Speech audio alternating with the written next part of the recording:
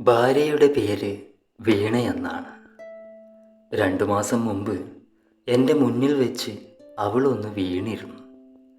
രാവിലെ മുറ്റത്ത് കുഴഞ്ഞിരുന്ന ചെടികളെ നനയ്ക്കുമ്പോഴായിരുന്നു സംഭവം. ആദ്യം ഞെട്ടിയെങ്കിലും ഒന്നും സംഭവിച്ചില്ലെന്ന ധാരണയിൽ എനിക്ക് ചിരിക്കാതിരിക്കാൻ സാധിച്ചില്ല, അവൾക്ക് കരയാതിരിക്കാനും. വീഴ്ചയിൽ നല്ല പരിക്കുണ്ടെന്ന് കണ്ടപ്പോൾ വീണയെ പിടിച്ചുയർത്താൻ ഞാൻ ശ്രമിച്ചതാണ്. അവൾ സമ്മതിച്ചില്ല. പാടുപെട്ട് സ്വയം എഴുന്നേറ്റ് ചന്തിയും തട്ടിക്കൊണ്ടു പോകുന്ന വീണയുടെ ഉള്ളു മുഴുവൻ വാശിയാണെന്ന് പിന്നീടാണ് ഞാൻ മനസ്സിലാക്കുന്നത്. എന്നാലും നിങ്ങൾക്ക് ചിരിക്കാൻ തോന്നിയില്ലേ? ഞാൻ മരിച്ചാലും നിങ്ങൾ ചിരിക്കുകയേ ഉള്ളൂ. അറിയാതെ ചിരിച്ചു പോയതാണ് എൻ്റെ വീണയെ എന്ന് പറഞ്ഞപ്പോൾ അവളുടെ മറുപടി ഇങ്ങനെയായിരുന്നു: നിനക്ക് ചിരിക്കാനായി ഞാനും ഒന്ന് വീഴാ എന്ന് പറഞ്ഞിട്ടും പെണ്ണിൻ്റെ പിണക്കം മാറിയില്ല. സ്വാഭാവികമായും വാശി എന്നിലും നിറഞ്ഞു. എൻ്റെ കവിളുകളും വീർത്തു. നീ ഇങ്ങനെ മിണ്ടാതെ ഇരുന്നോ എന്നും പറഞ്ഞ് ഞാനും വായ അടച്ചു. പിന്നീട് ആ വീട് മുഴുവൻ മൗനം പൊതിയുകയായിരുന്നു. നിന്റെ ഭാര്യയെ ജില്ലാ ആശുപത്രിയിൽ കണ്ടല്ലോ. വൈകുന്നേരത്തിന് മുമ്പ് ഒരു സുഹൃത്ത് വിളിച്ച് പറഞ്ഞതാണ്. സ്വന്തം ഭാര്യ ആശുപത്രിയിൽ പോയത് മറ്റൊരാൾ പറഞ്ഞറിഞ്ഞപ്പോൾ എൻ്റെ തല താഴ്ന്നുപോയി. ഉച്ചയ്ക്ക് വിളിച്ചു വരുത്തിയ ഓട്ടോയിലേക്ക് മുടന്തിക്കൊണ്ട് കയറുമ്പോൾ ഞാൻ കരുതിയത് വീണ അവളുടെ വീട്ടിൽ പോകുകയാണെന്നാണ്. അത്രയ്ക്കും പരിഭവം അവളുടെ ഉള്ളിലുണ്ടായിരുന്നു. തൻ്റെ കാര്യത്തിൽ നിങ്ങൾക്കെന്നും തമാശയാണെന്ന് ഈയിടെയായി അവൾ പലപ്പോഴും എന്നോട് പറയാറുണ്ട്. വർഷങ്ങൾ 8 കഴിഞ്ഞിട്ടും കുഞ്ഞുങ്ങളില്ലാത്തതിൻ്റെ അതീവ ദുഃഖം ഞങ്ങൾക്കിടയിലുണ്ടായിരുന്നു. എന്നുവെച്ച് എനിക്ക് വീണയെ വലിയ ഇഷ്ടമായിരുന്നു. ഈ ഭൂമിയിൽ എനിക്കെന്ന് നിൽക്കാൻ അവളല്ലാതെ മറ്റാരാണ്? അബദ്ധങ്ങളെ ആപത്താണെന്ന് കരുതാതെ ചിരിച്ചുപോയ ഒരു ശരാശരി മനുഷ്യനായതിൽ എനിക്ക് വിഷമം തോന്നി. ചികിത്സിക്കേണ്ട വിധം അവളുടെ മടമ്പ് തെറ്റിയെന്ന് തോന്നിയപ്പോൾ കുറ്റബോധവും തോന്നി. ഞാൻ തന്നെ ആശുപത്രിയിലേക്ക് കൊണ്ടുപോകണമായിരുന്നു. പിണക്കവും വാശിയും മാറ്റിവെച്ച് ഞാൻ ജില്ലാ ആശുപത്രിയിലേക്ക് പോയി. അത്യാഹിത വിഭാഗത്തിൻ്റെ മുന്നിൽ അവൾ വന്ന ഓട്ടോ കണ്ടപ്പോൾ ഡ്രൈവറോട് പൊയ്ക്കൊള്ളാൻ പറയുകയും ചെയ്തു.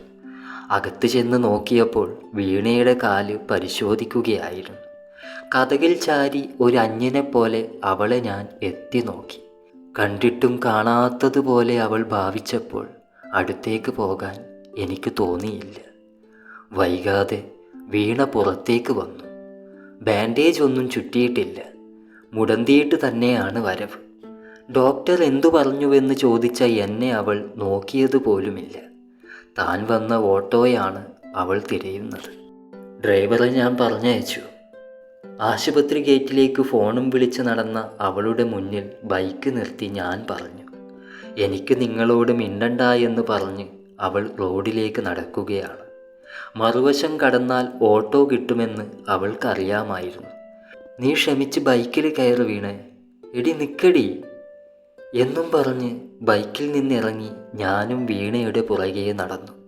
പണ്ടും ഞാനിങ്ങനെ അവളെ പിന്തുടർന്നിട്ടുണ്ട്. അങ്ങനെയാണ് ഞങ്ങൾ ഒരുമിക്കുന്നത്.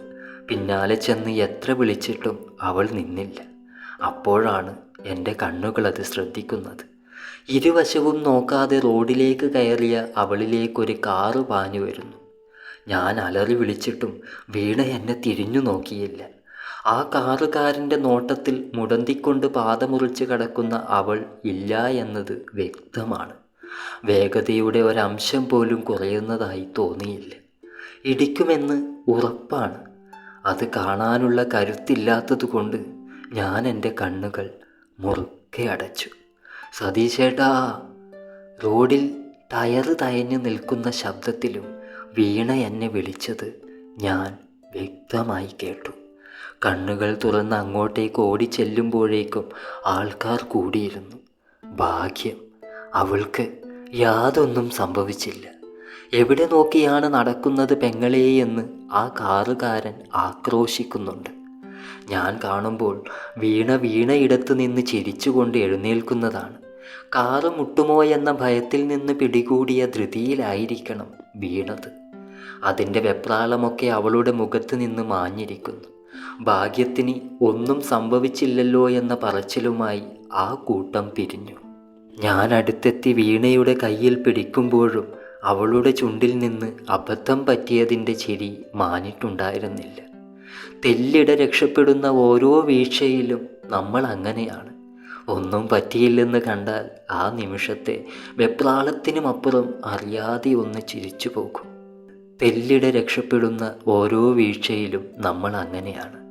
ഒന്നും പറ്റിയില്ലെന്ന് കണ്ടാൽ ആ നിമിഷത്തെ വെപ്രാളത്തിനുമപ്പുറം അറിയാതെ ഒന്ന് ചിരിച്ചു പോകും. കാണുന്നവരും ചിലപ്പോൾ കൂടെ കൂടിയെന്ന് വരും. അതിൻ്റെ ശരികേടുകളെക്കുറിച്ചൊന്നും ആരും ബോധവാന്മാരായിരിക്കില്ല. ശ്രദ്ധിക്കുക, ചിരിക്കപ്പുറം നിലവിളിയിലേക്ക് പോകാൻ പാടില്ലാത്ത വിധം സൂക്ഷിക്കുക എന്നേ നമുക്ക് ഈ ഭൂമിയിൽ ചെയ്യാനുള്ളൂ.